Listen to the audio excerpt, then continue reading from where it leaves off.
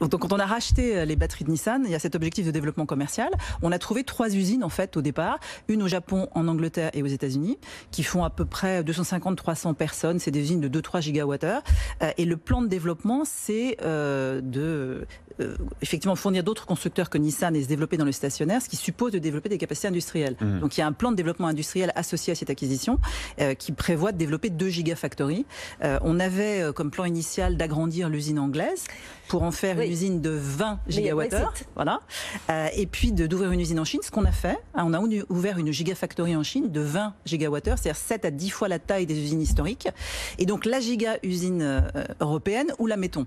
Donc on a regardé à 2 fois en fait le plan industriel. Il y a le sujet du Brexit, pas seulement. Il y a le sujet d'un développement plus pérenne, plus équilibré pour adresser l'Europe continentale. Et la France est très bien placée en termes de main-d'œuvre, en termes de compétences, en termes de productivité, aussi en termes d'approvisionnement électrique. On a une électricité décarbonée, très compétitive sur le plan du coût, très stable dans son approvisionnement, ce qui est essentiel évidemment pour nos activités. Avec le nucléaire. Avec le nucléaire. Et puis aussi un positionnement logistique intéressant. Il y a beaucoup de villes portuaires, à la fois sur la mer ou sur les fleuves, très bien placées pour fournir les usines françaises, les usines espagnoles, et aussi vers la... Vous allez devenir ministre si ça continue.